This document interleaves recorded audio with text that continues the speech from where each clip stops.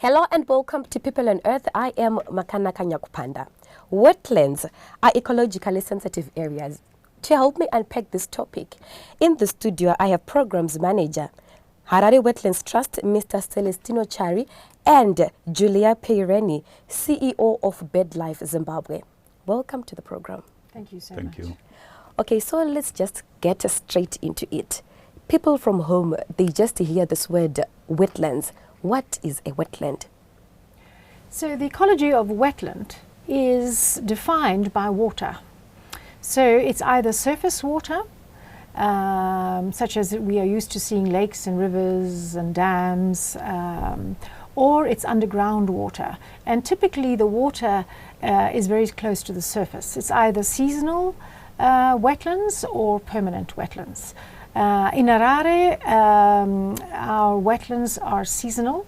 They are grassland wetlands, so often they are covered by grass. So the intact wetlands are covered by grass, and the water is on the surface during the rainy season up until June possibly, and in some areas further into the year. But the underground water is close to the surface. So if you dig underground, you will see the water. So they are sponges. So basically they are keeping the rivers, the drainage lines, with water throughout the year through the dry season. So the function is to regulate, the primary function, regulate water. Okay, so having said that, what are the characteristics of a wetland? So in Harare, often, the characteristic will be peaty soil, so marsh, grasslands, peaty soil, spongy-like, very difficult to walk on. So we've all had experiences. Those of us living in Harare will know exactly what it likes to walk on wetland. So very spongy, but not all the areas are peaty soil. There's also sandy soils, like the Mavuko area will be more sandy. So the characteristics remain the same as water, and the function of that primary function is that of regulating water flow. One thing I need to mention that of prime importance on wetlands is the biodiversity of wetlands.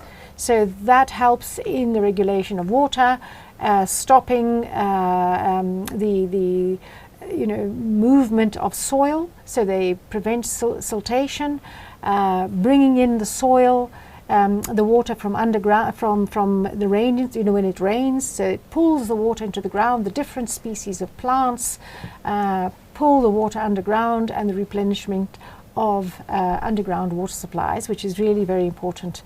And also what it does is purification. So this pulling of water through the ground is a purification process. So Okay. the plants are also very important for the purification process. Okay, so I was about to ask you the benefits of a wetland to both communities and the maintenance of natural ecosystems.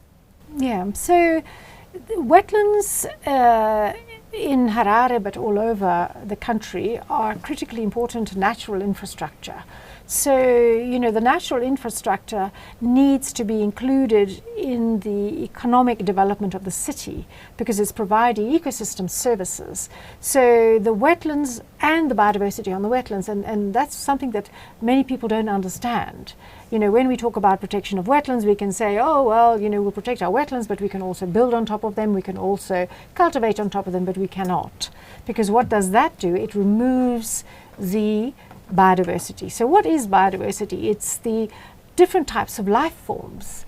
So typically we are doing a lot of monitoring of wetlands in Harare, so typically you'll have over 200 species of plant species on a wetland. So they will all be doing different functions. As with the motor of your vehicle, you have different components of your motor, they all do different functions. So if you take out your alternator from your motor, what's going to happen? Something is not going to happen. You start a motor, you take it out, perhaps the motor won't start. So this is the importance of biodiversity on wetlands, and together there's this functioning ecosystem. So we call the biodiversity and the wetlands together natural ecosystem. So this is the natural infrastructure, provides water. So the primary function, Harare is situated on upstream, where the headwater wetlands, where the streams begin. So we have the catchment areas of the Manyame, so including the Marimba and the Mukubisi rivers.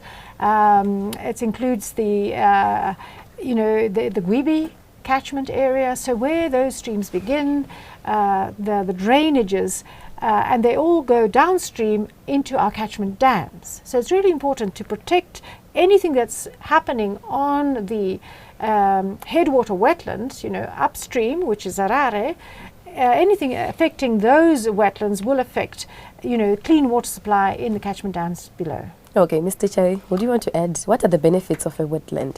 Yeah, so Julia has already mentioned what we have is that we have got natural infrastructure system that we have, not like the Norton Jeffrey that we have, where it's artificially built. So if you look at 20 years ago, you will find our water was very clean and it was very cheap to access to the communities and all that. But as currently as we speak, because we have destroyed most of our wetlands, there's a lot of pollution going on into Lake Chuero, into our streams and all that. And you find because of that level of pollution in our water sources like Lake Chuero and Dawando, City of Harare is using an average between 8 and 10 chemicals to clean our water. But 20 years ago, it was not the case because our wetlands will play the role of the purification, the storage and all that. When, after the rains, then they will discharge the water into these streams and the water will reach our source as clean as it is. But now our water is very expensive because we are destroying our natural infrastructure. Okay, so let's talk about the Ramsar Convention, Julia. Tell me why this is important for us as a country on the maintenance of wetlands, the Ramsar Convention. So the Ramsar Convention is an international convention. It was first formulated by the international community in 1971 in Ramsar in Iran. So it's very, very important because at that time, at a global level, we acknowledged the importance and the fragility of water sources and wetlands. And we recognized that water is a finite product. So all our development, hinges on the availability of water. Okay, so I'll come back to you. We'll be taking a short break. We are taking a short break. We will come back soon. Do stay with us.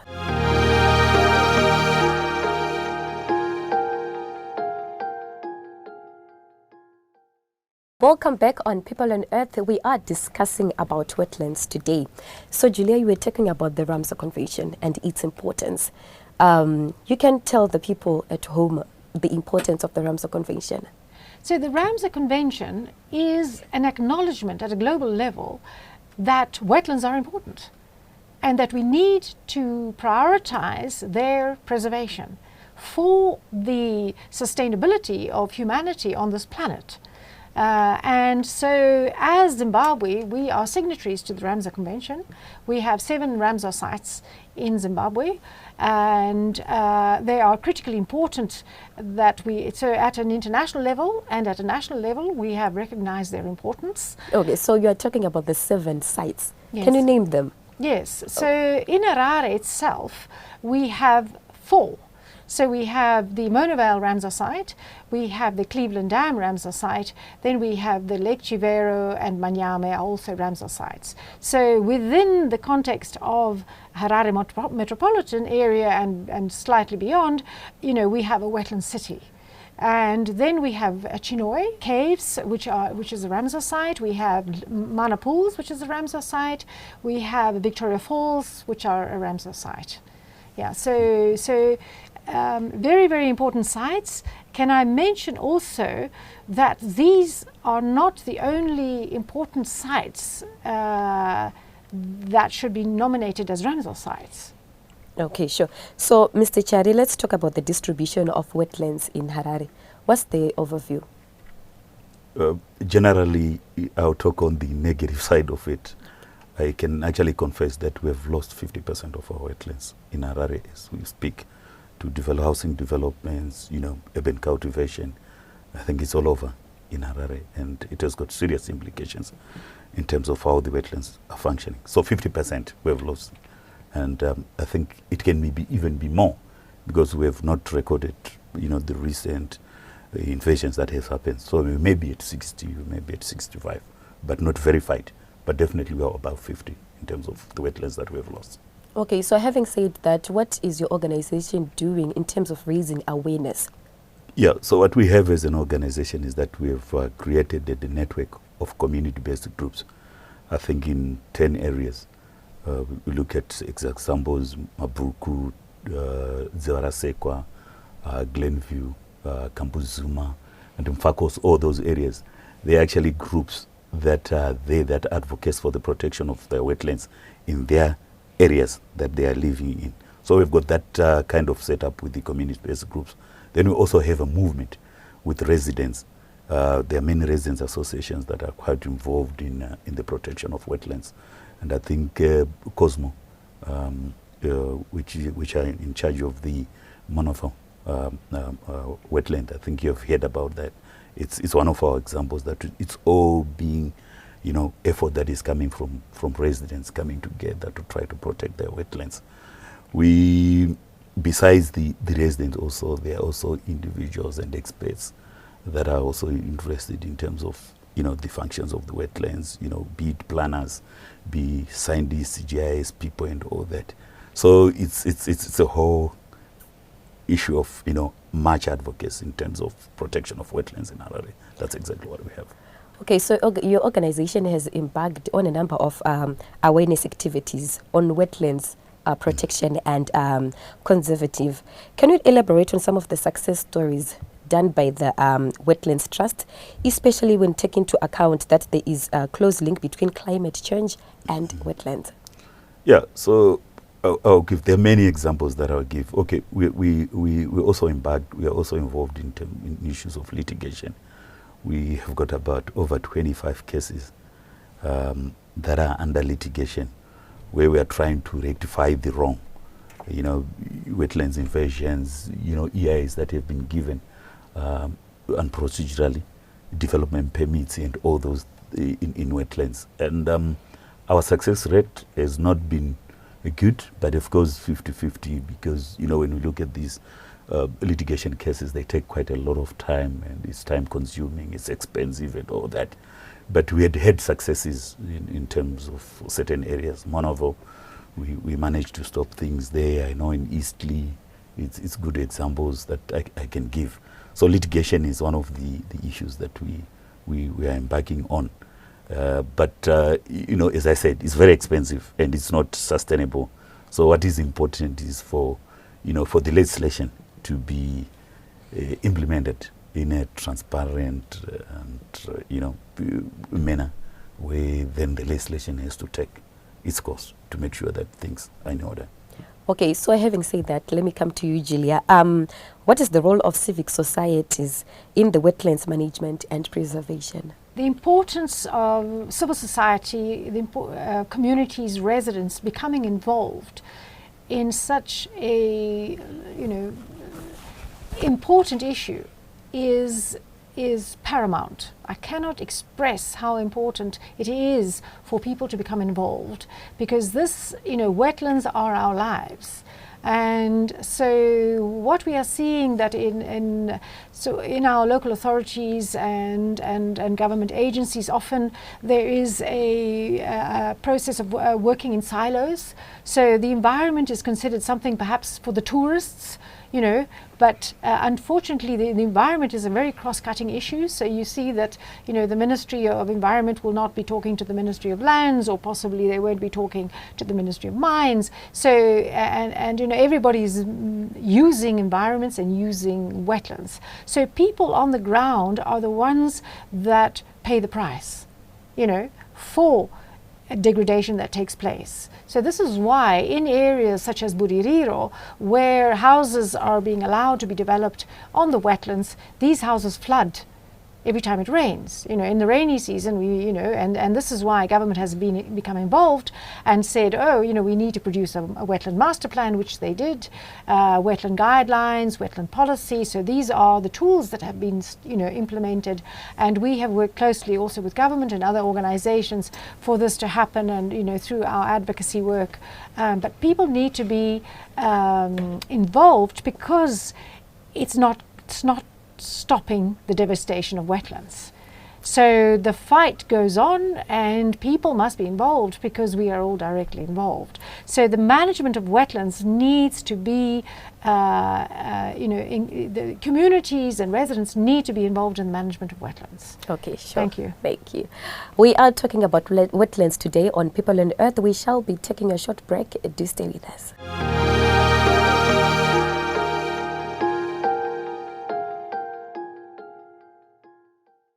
Welcome back to People on Earth. We are discussing the issue of wetlands.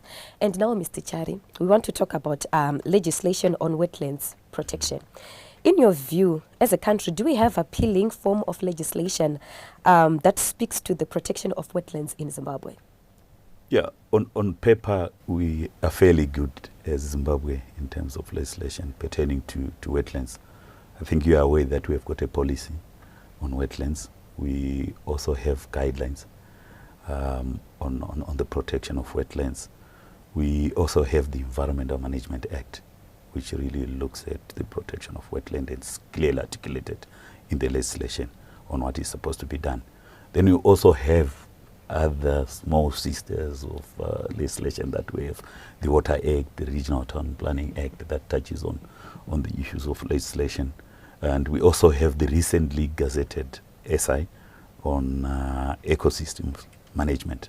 But the biggest problem that we have is the implementation of those laws by the responsible authorities. And these vary for certain reasons, political, issues of lack of transparency, corruption, and people who try by all means to find loopholes within this legislation to benefit themselves or to push certain agendas. That's where we have a problem in terms. So in terms of legislation, we've got quite good legislation on paper, if well implemented and coordinated. Because one of the issues that really lacks on our legislation is the coordination aspects of the different pieces of legislation that we currently have. What is the local government doing, the Minister of Environment, the agents, the local authorities and all that. There's no cohesion in terms of implementation of these laws. Everyone is doing their own jobs. So you find that there's a big gap and people take advantage of those loopholes. And Julia, what do you think is lacking as well in terms of the implementation of the legislation? Well, I want to mention that, going back to the Ramsar Convention, that the Ramsar Convention has not been domesticated in Zimbabwe, which means that it's not in our domestic laws. So it needs to be mainstreamed into our laws, and this has not happened. Yes, we have a policy, yes, we have a guidelines, yes, we have a wetland master plan, and now we have an ecologically sensitive area map, but this is not domestication.